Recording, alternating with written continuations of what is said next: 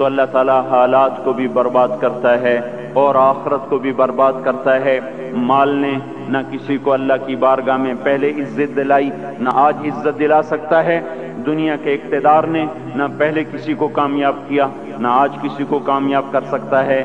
یہ میرے بھائیوں آج کا دھوکہ ہے کہ ہم اپنی منشاہی پہ چل رہے ہیں اور ہمیں اللہ کے دستور کا پتہ نہیں ہے کہ اللہ تعالیٰ کن چیزوں سے راضی ہے، کن چیزوں سے ناراض ہے، کس پر اس کی پکڑ آتی ہے، کس پر وہ معاف کرتا ہے۔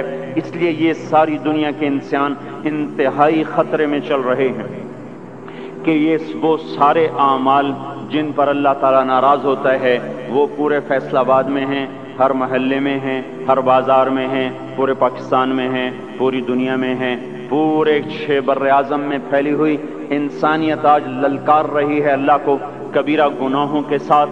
زمین کو بھر دیا ہے ظہر الفساد فی البر والبحر بما کسبت ایدی الناس، اور اللہ اپنی سنت قرآن کے ذریعے سے بتاتا ہے کہ جب تم جیسی قوموں نے جب تمہارے جیسے اعمال اختیار کیے تو یہ سنو، ایک قوم تم سے پہلے آئی نوح علیہ السلام کی، جنہوں نے زمین کو کفر سے بھر دیا، الٹا میرے نبی سے کہنے لگے فاتنا بما تعدنا ان کنت من الصادقین، وہ عذاب لاؤ جس سے تم ہمیں ڈراتے تھے، اور وہ عذاب لاؤ جس کا تم نے وعدہ کیا ہوا ہے۔ پھر ہمارا وہ دن آیا ففتحنا ابواب السماء بماء منہمر وفجرنا الارض عیونا فالتقى الماء على امر قد قدر، آسمان کے دروازے کھولے، زمین کو چشمے بنا دیا۔ یہ نہیں کہا کہ زمین سے پانی نکل کر، فجرنا الارض عیونا، ہم نے پوری زمین کو چشمے بنا دیا، روئیں روئیں سے پانی ابلنے لگا، اور آسمان سے پانی گرا، زمین سے پانی نکلا، اور ساری کائنات میں وہ پانی پھیلا۔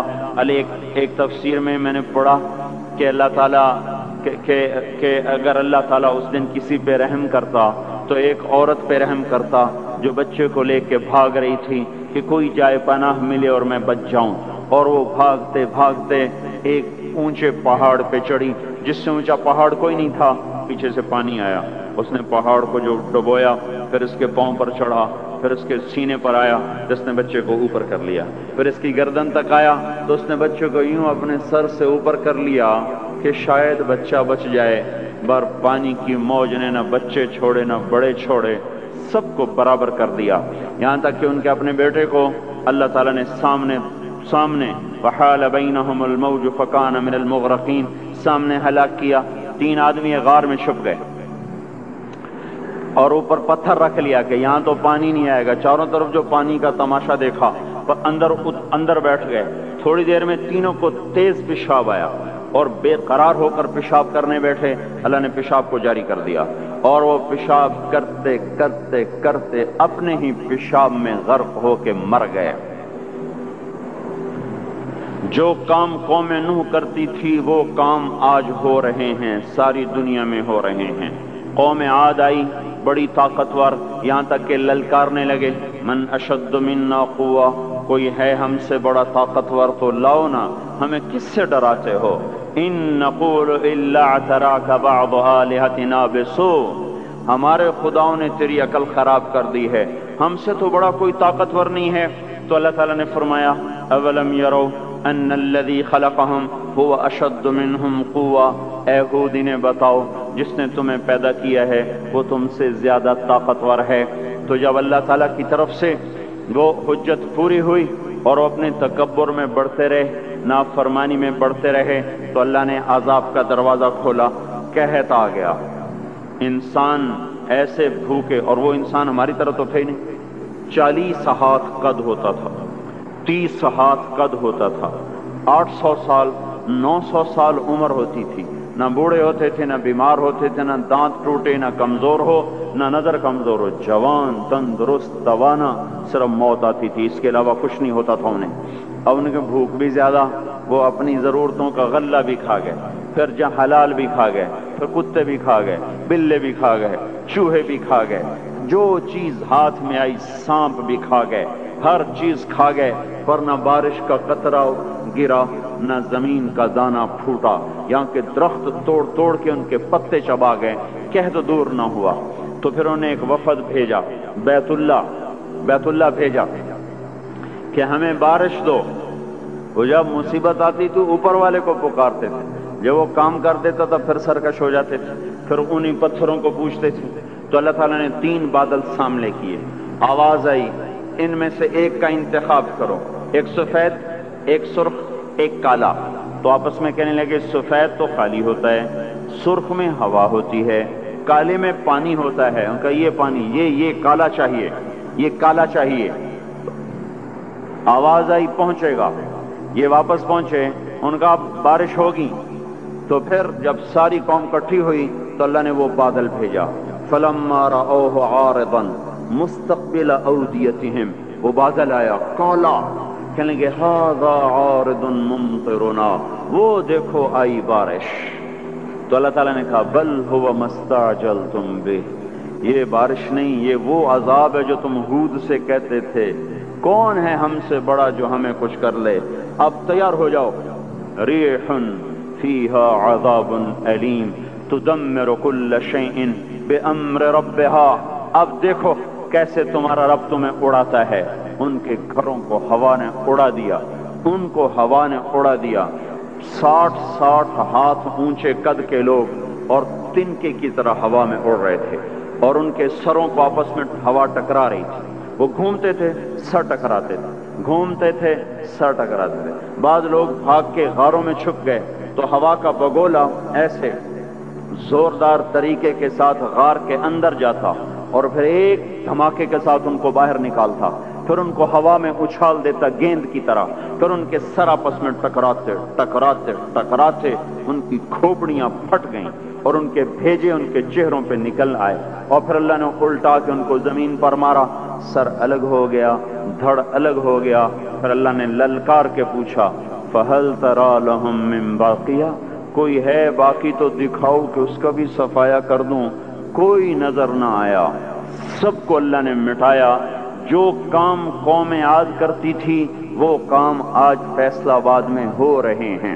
پھر اللہ پھر ایک قوم سمود آئی، انہوں نے سنا تھا کہ عاد کو ہوا نے اڑایا تھا، تو انہوں نے پہاڑ کے اندر گھر بنائے کہ اندر ہمیں کون کچھ کہے گا، اندر تو ہوا جا ہی نہیں سکتی، جائے گی بھی صحیح تو کہاں تک اندر جائے گی۔ نافرمانی نہیں چھوڑی، الٹے کام کو چل پڑے۔ تو اللہ تبارک و تعالیٰ نے ہوا نہیں بھیجی، ایک فرشتہ آیا، مکروا مکرن، انہوں نے مکر کیا، ومکرنا مکرن، ہم نے ان کے مکر کو توڑ دیا۔ فانظر کیف کان عاقبۃ مکرہم، آج ان کا انجام دیکھو۔ انا دمرناہم وقومہم اجمعین فتلک بیوتہم خاویۃ بما ظلموا ان فی ذلک لآیۃ لقوم یعلمون وانجینا الذین آمنوا وکانوا یتقون۔ اللہ تبارک و تعالیٰ نے کہا یہ دیکھو، ایک فرشتہ آیا، اس نے چیخ ماری اور ان کے کلیجے پھٹ گئے، چہرے نیلے اور کالے ہو گئے، اور ساری قوم کو اللہ نے آن کی آن میں ہلاک کیا۔ پھر اس پر قوم شعیب کا اللہ نے قصہ سنایا۔ یہ تاجر قوم تھی، فیصل آباد کے بازاروں میں جو ناپ تول میں کمی ہے وہ وہاں ہو رہی تھی، جو جھوٹ ہے وہ وہاں چل رہا تھا، جو خیانت ہے وہ وہاں چل رہا تھا، دکھانا اور دینا اور یہ وہاں چل رہا تھا، تولنے میں زیادہ، ناپنے میں زیادہ، یہ سارا کام جو کچھ ہو رہا ہے وہ وہاں ہوا اور بڑھتا گیا اور بڑھتا گیا، اور ساری دنیا کی تجارت انہوں نے قبضے میں کر لی۔ اور شعیب علیہ السلام نے کہا کہ بھائی اس سے باز آ جاؤ، اوفوا الکیل وزنوا بالقسطاس المستقیم، صحیح تولو، صحیح ناپو، ناپ تول میں کمی نہ کرو۔ جواب آیا الصلاۃ تأمرک ان نترک ما یعبد آباؤنا او ان نفعل فی اموالنا ما نشاء انک لانت الحلیم الرشید۔ اے شعیب بس تم مسجد میں بیٹھ جا، ہمارے کاروبار میں دخل نہ دے۔ اے تیری نمازیں ہمیں کہتی ہیں کہ ہم باپ دادے کا طریقہ چھوڑیں اور ہم اپنے کاروبار تیرے طریقے پر کریں تو ہم تو بھوکے ہو جائیں۔ کسی سے آپ کہیں کہ بھائی دیانت سے تجارت کرو، وہ کہے گا مجھے تو بجلی کا بل بھی ادا نہیں ہوگا، میں روٹی کہاں سے کھاؤں۔ یہ میں نے ایک سے کہا تم ملاوٹ کیوں کرتے ہو، ایک تیل والے سے میں نے کہا تم ملاوٹ کیوں کرتے ہو، کہ اگر ملاوٹ کروں تو ایک ڈرم کے پیچھے 500 روپیہ بچتا ہے اور خالص بیچوں تو 50 روپیہ بچتا ہے، تو 50 روپے سے میرا کیا ہوگا، سبزی گوشت بھی نہیں آتا، اور 5 روپے سے تو کتنا دن گزر جاتے ہیں۔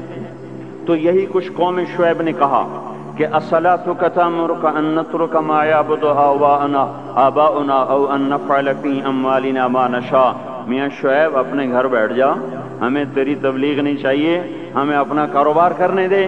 یہی آج کے بازاروں کے مسلمان کہہ رہے ہیں کہ ہمیں یہ شریعت نہیں منظور، تو کاروبار کیسے ہوگا؟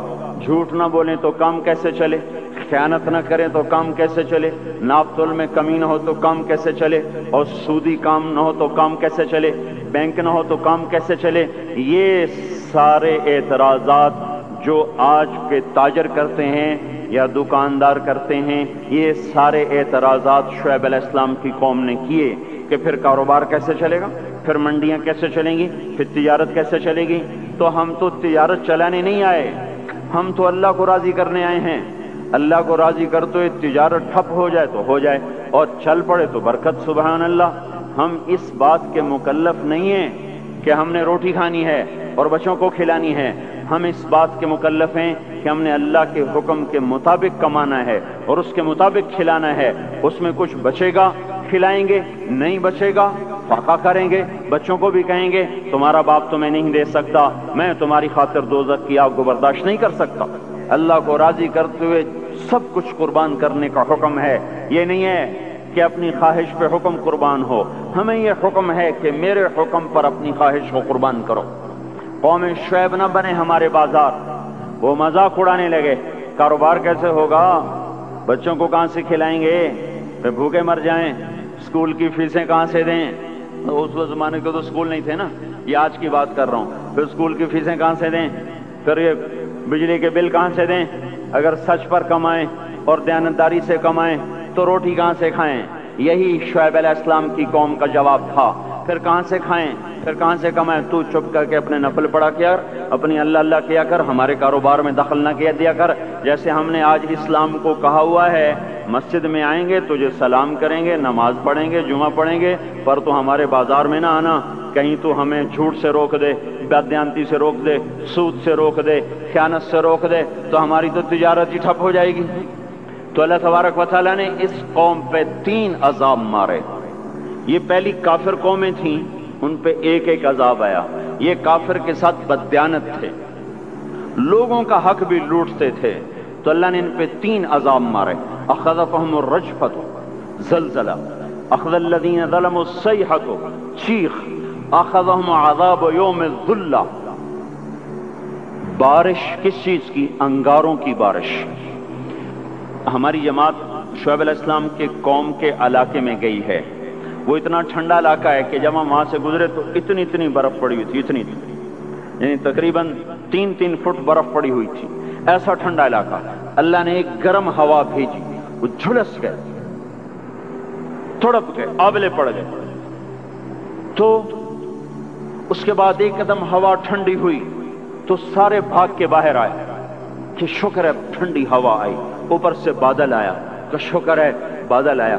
اس کا ساتھ ہی زمین میں زلزلہ آنا شروع ہوا اور اس کے اوپر فرشتے کی چیخ آئی، اور اوپر وہ بادل کالا ایک دم سرخ ہو گیا، پھر اس میں سے ایک دم بڑے بڑے انگارے برسے اور ساری شعیب علیہ السلام کی قوم کو اور مدین کی منڈی کو اللہ نے جلا کے راکھ کر دیا۔ اگر یہ بازاروں والے توبہ نہیں کریں گے تو مجھے ڈر ہے کہ کہیں ان منڈیوں پر بھی وہ انگارے نہ برس جائیں جو مدین کی قوم پہ برسے تھے۔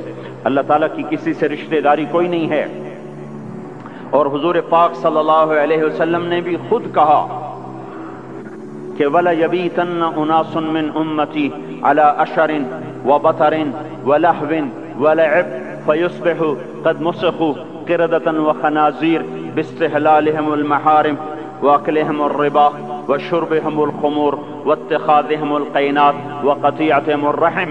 ایک زمانہ آئے گا میری امت بڑی عیاش ہو جائے گی، بدمعاش ہو جائے گی، ناچ گانے کی رسیا ہو جائے گی، گانے بجانا ان کی گھٹی میں پڑ جائے گا، اور اس حال میں ایک رات ایسی آئے گی کہ رات کو انسان سوئیں گے، صبح اٹھیں گے تو بندر اور خنزیر ہوں گے، اور یہ اس وجہ سے ہوگا کہ انہوں نے حرام کو حلال کر دیا ہوگا، باستحلالہم المحارم،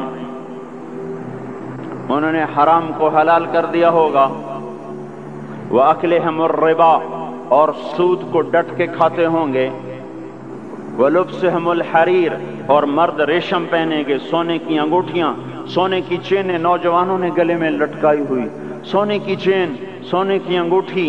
ये कौन सी लज्जत है इस अंगूठी के पहनने में, जो अल्लाह को भी ललकारा हुआ है और उसके रसूल को भी ललकारा हुआ है। आपने एक दफा इरशाद फरमाया, काश मेरी उम्मत के नौजवान रेशम इस्तेमाल और सोना इस्तेमाल न करें। या लैत उम्मती लम तलबस दहब, काश कि मेरी उम्मत सोने का इस्तेमाल मत करे।